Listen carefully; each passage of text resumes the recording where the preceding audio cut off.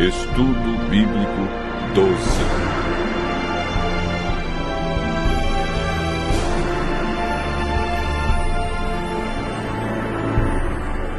A verdade sobre o juízo.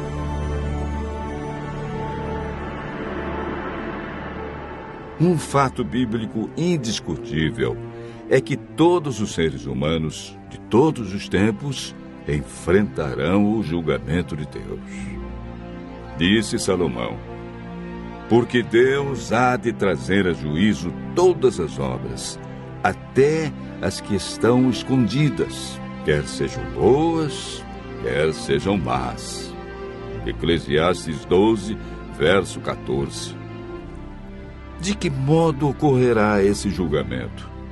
Sob que critérios ele estará fundamentado? Quem é o juiz?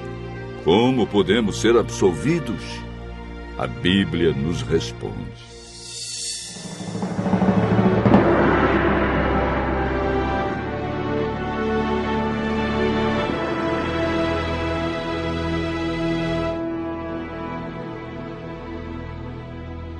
A Bíblia nos deixa claro que a salvação é recebida unicamente pela graça quando aceitamos a Cristo e passamos pelo processo de conversão, arrependimento e confissão dos pecados.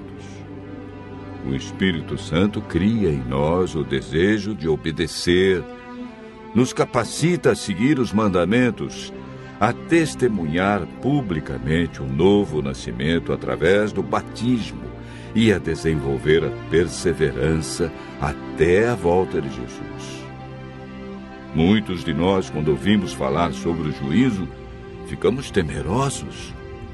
O temor está relacionado com a compreensão errada de Deus e seus atributos.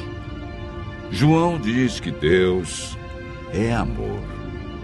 O ato de julgar na Bíblia está relacionado com a salvação.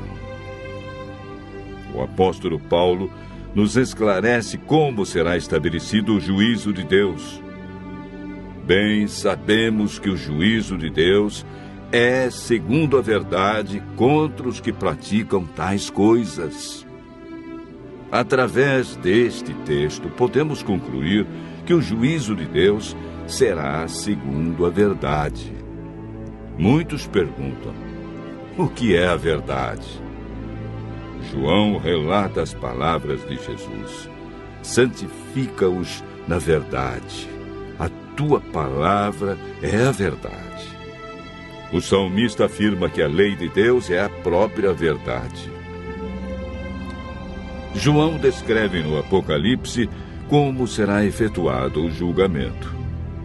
Vi também os mortos, os grandes e os pequenos, postos em pé diante do trono, e então se abriram livros. Ainda outro livro, o livro da vida, foi aberto, e os mortos foram julgados segundo as suas obras, conforme o que se achava escrito nos livros.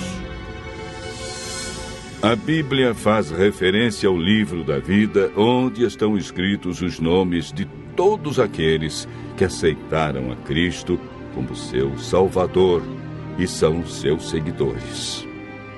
O profeta Malaquias fala do livro memorial, onde estão relatadas as boas obras daqueles que temem ao Senhor. Este livro registra os maus atos, as más palavras e os maus pensamentos. Os anjos fazem as anotações no livro memorial, visto que eles são as testemunhas no juízo. O sábio Salomão afirma que Deus há de trazer a juízo todas as obras, até as que estão escondidas, quer sejam boas, quer sejam más. Jesus está hoje no céu realizando nos livros o juízo de investigação e intercedendo em favor de nós perante o Pai. A primeira carta de João, capítulo 2, verso 1, diz: filhinhos meus, estas coisas vos escrevo para que não pequeis. Se todavia alguém pecar, temos advogado junto ao Pai, Jesus Cristo, o justo. No juízo investigativo, temos um grande advogado e intercessor, Jesus, que ocupa também a função de juiz. Lemos em João, capítulo 5, verso 22, o Pai a ninguém julga, mas ao Filho confiou todo o julgamento. Todos os dias, cada um de nós está decidindo aonde vai passar a eternidade. Este julgamento deve ocorrer antes da volta de Jesus, pois, de acordo com Apocalipse 22, verso 12, quando ele vier, trará recompensa a cada um. Após a vinda de Cristo, tem início a segunda fase do juízo, o juízo de comprovação, que ocorrerá no céu durante os 1000 anos, no qual os justos farão parte.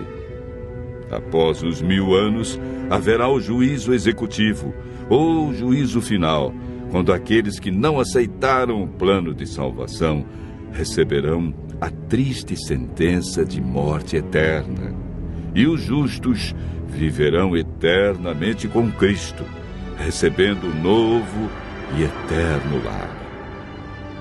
Durante o juízo de investigação, Paulo afirma que todos nós compareceremos perante o tribunal de Cristo para que cada um receba segundo o bem ou o mal que tiver feito.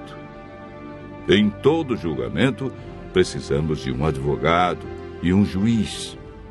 No juízo celestial, Jesus é nosso advogado e juiz. Os livros que serão usados no juízo são o livro da vida e o livro memorial. As testemunhas são os anjos. O acusador é Satanás.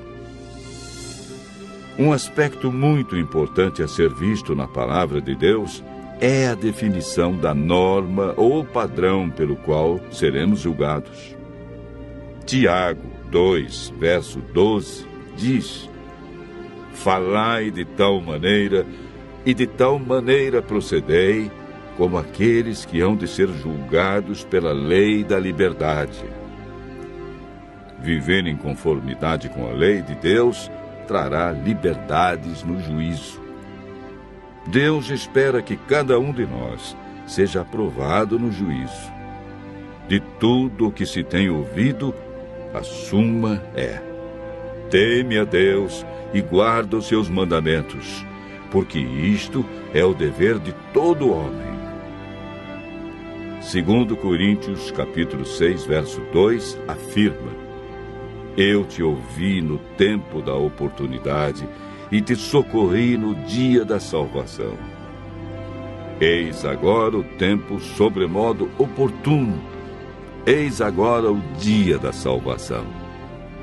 Hoje é o dia de tomarmos uma decisão ao lado de Cristo, pois Ele nos livrou da condenação do pecado, entregando-se por nós na cruz.